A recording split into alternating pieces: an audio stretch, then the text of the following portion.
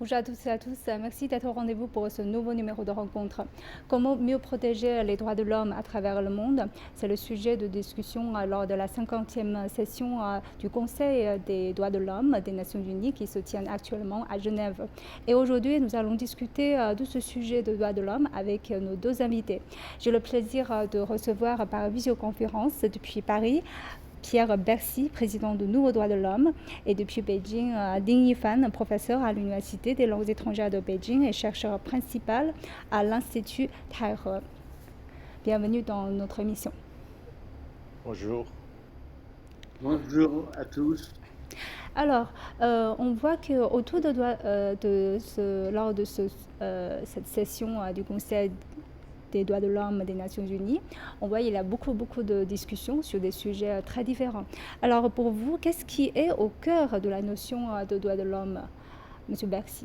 C'est une vieille histoire dans notre pays, en France, et nous le portons sur notre devise nationale. Les droits de l'homme, c'est liberté, égalité, fraternité. Donc on va de la démocratie libérale jusqu'à la démocratie sociale et économique. Et Monsieur Ding Yifan, quelle est votre compréhension de cette notion? En fait, oui, les droits de l'homme, c'est une notion très importante. D'abord, c'est une notion qui est écoulée de la Révolution française. C'est la Révolution française qui a mis au monde la notion des droits de l'homme. Et puis, la Chine, nous avons fondé la République de la Chine à l'issue d'une série de révolutions en Chine. Donc, en plus, la Révolution française était d'une certaine manière la mère de toutes les révolutions du monde. De ce point de vue, oui, la Chine s'est inspirée aussi de ces slogans révolutionnaires, etc. D'ailleurs, il ne faut pas oublier que, en fait, au moment de la fondation des Nations Unies, eh bien, l'un des avocats chinois qui a participé à l'élaboration du Charte des Nations Unies avait proposé aussi d'inclure dans le Charte des Nations Unies les droits de l'homme. Donc tout Hmm. cela est lié ensemble. Vous voyez, la France et la Chine, ce sont les contributeurs importants de l'inclusion de la notion des droits de l'homme dans le Charte des Nations Unies. Hmm. C'est pour cela que aujourd'hui, quand la Commission des droits de l'homme des Nations Unies discute des problèmes des Nations Unies, eh bien, la Chine et la France sont les premières concernées de ce Hmm. point de vue. Hmm. Alors, puisque on est en train d'évoquer ces notions de droits de l'homme et vous avez évoqué un peu la situation dans les deux pays, j'aimerais bien commencer par cette question, c'est-à-dire que on voit que la Chine est souvent présentée dans les médias français, que je constate, comme une dictature. Et si on prend un plan plus large, on a quand même une impression que si un pays n'adopte pas le système de, entre guillemets, démocratie occidentale, ce pays a, selon une certaine logique, certainement un bilan néfaste sur le point de vue des droits de l'homme. Alors, M. Ding Fan, quel est votre point de vue? Oh, je pense que la dichotomie entre la démocratie et l'autocratie, ils appellent ça l'autocratie, est une dimension très récente. En fait, lorsque les philosophes grecs, lorsqu'ils parlaient des régimes politiques, on faisait une distinction entre plusieurs régimes politiques. Il n'y a pas qu'une opposition entre démocratie et autocratie. Ça n'existe pas dans le monde. C'est une dimension récente, je pense. D'autant plus que, parlant des droits de l'homme, eh bien, les droits de l'homme ne sont pas sûrement constants dans un système politique.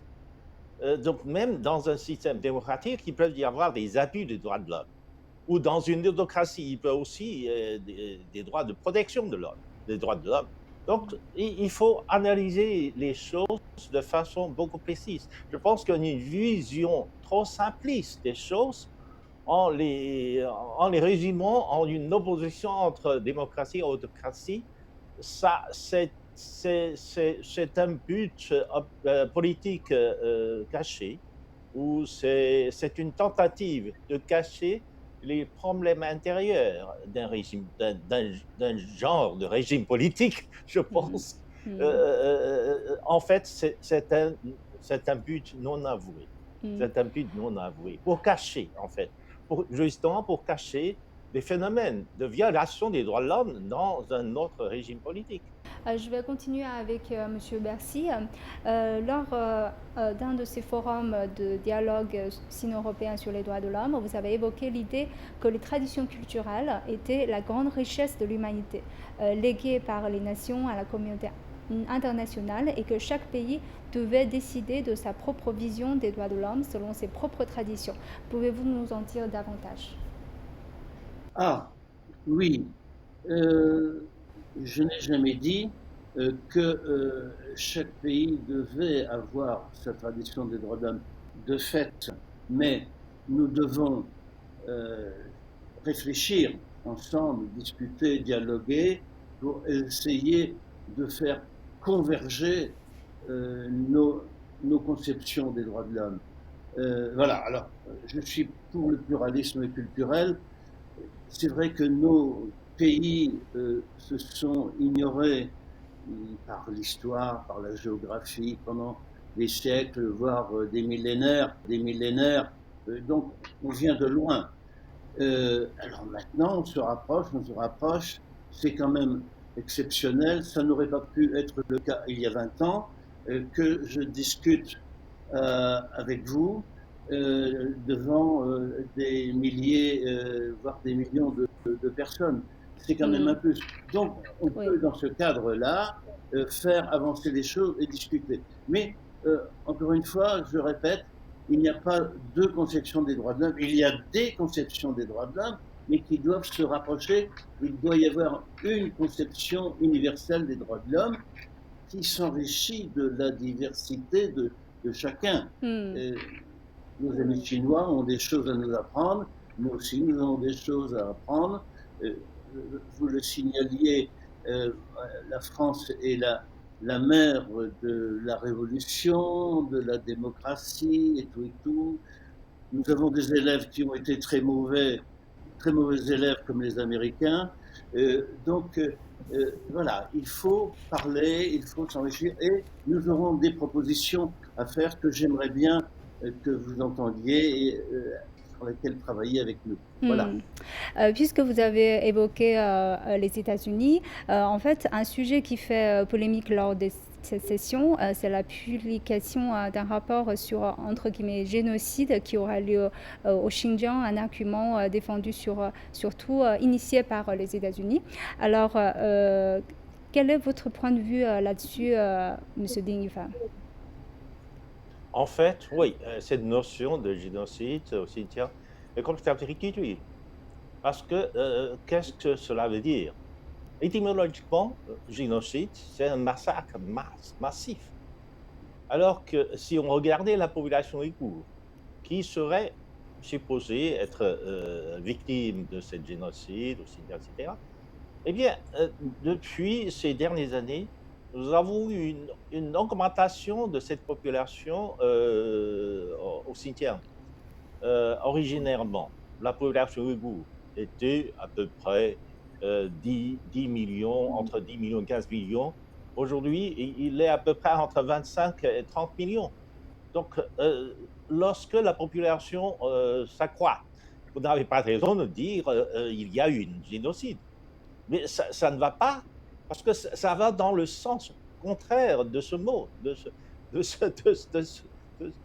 Donc, il faudrait questionner le vocabulaire ou anglais ou français sur le mot, sur l'étymologie du mot génocide. Qu'est-ce que cela veut dire?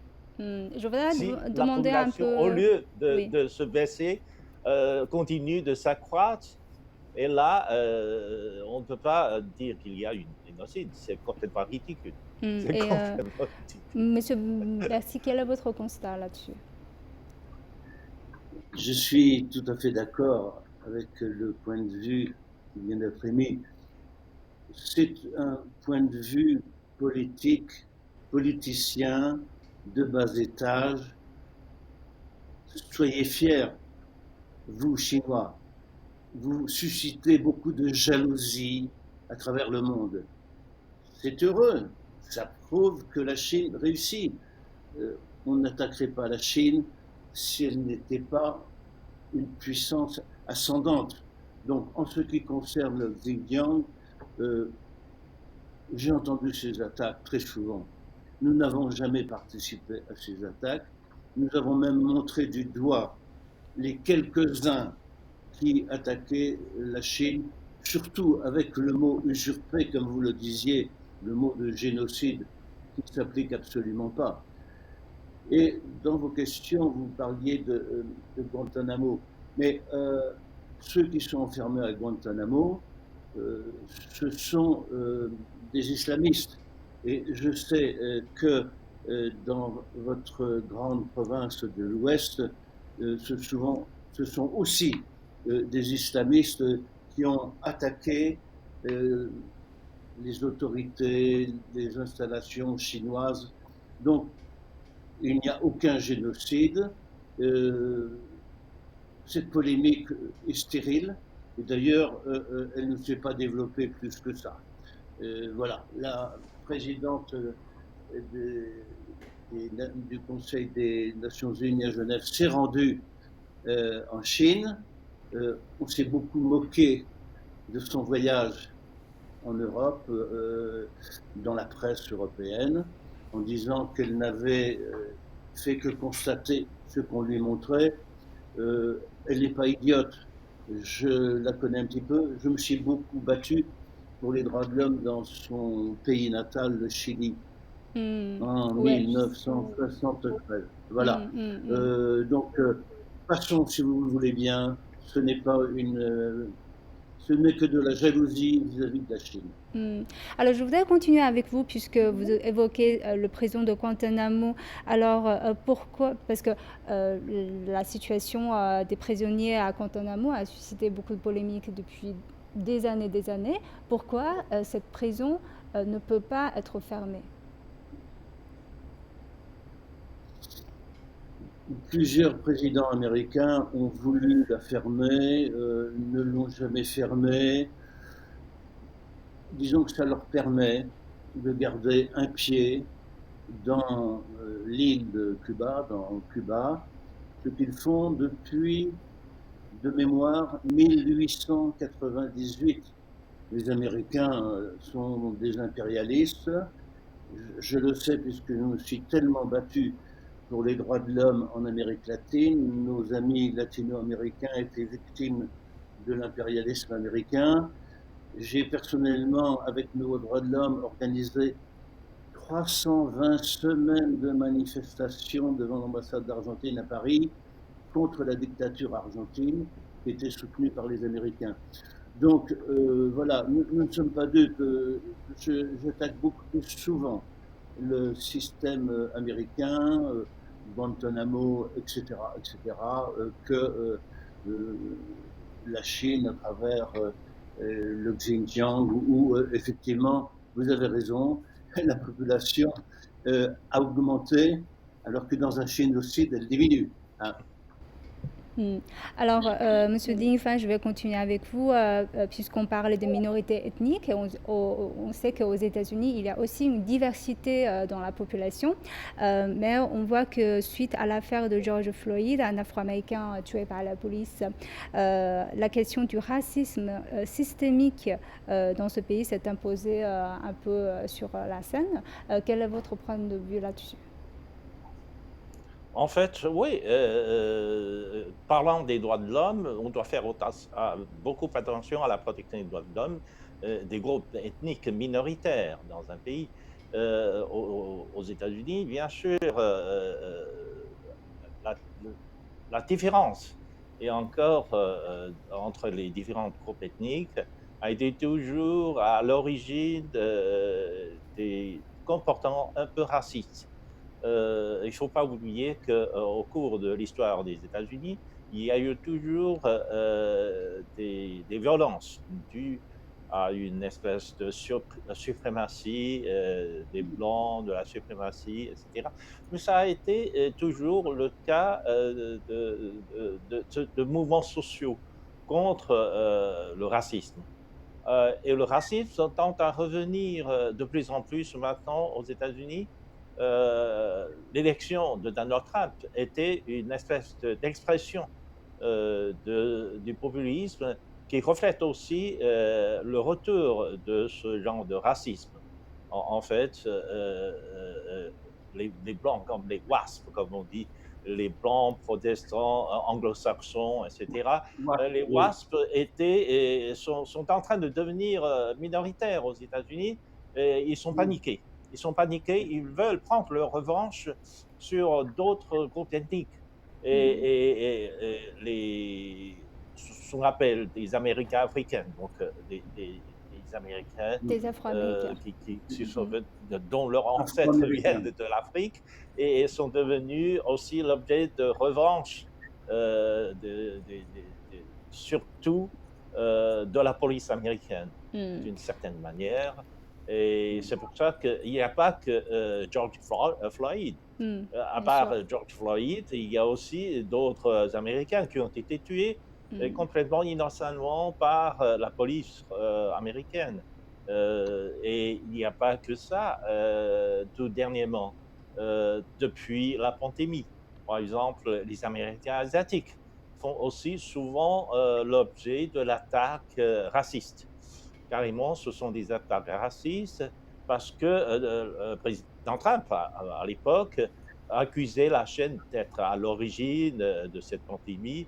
Donc, le virus chinois ou le virus inventé par Donald Trump a suscité une espèce de racisme aux États-Unis et des actes de violence au métro, dans la rue, contre des groupes ethniques asiatiques.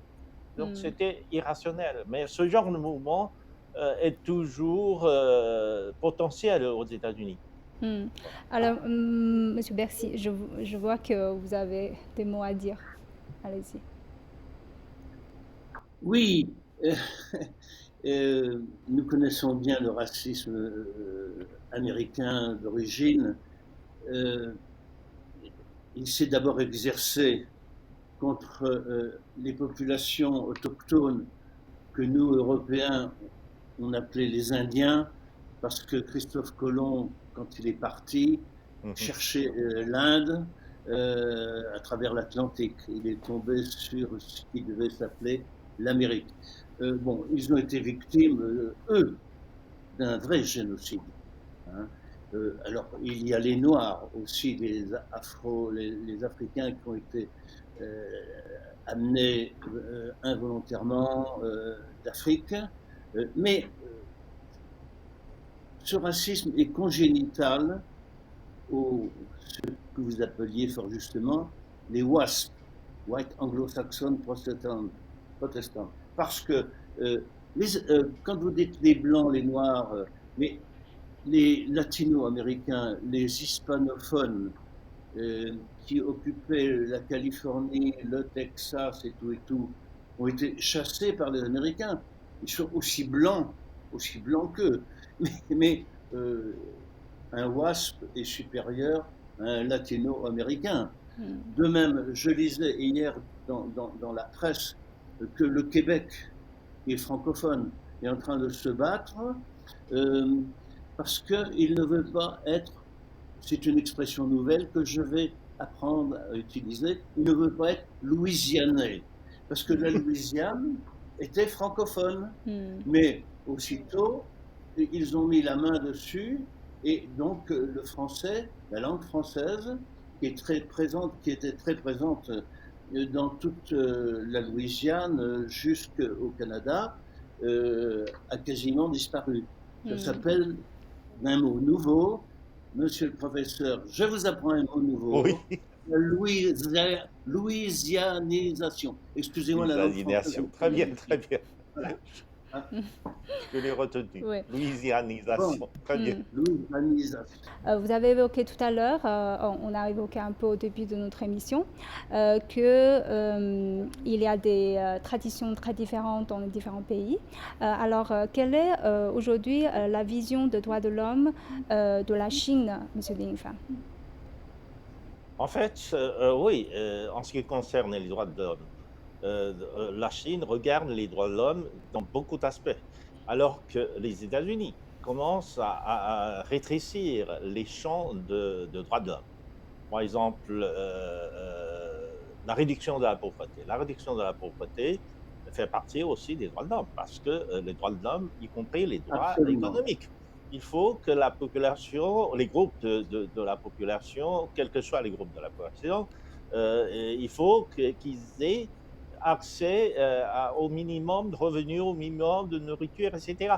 Tout dernièrement, Jeffrey Sachs, un professeur aussi américain, professeur d'économie à l'université Columbia, a dit aussi au moment d'une session aux Nations Unies, il dit que regardez les États-Unis, il dit que je viens d'un pays qui ne fait même pas attention aux conditions de leurs pauvres.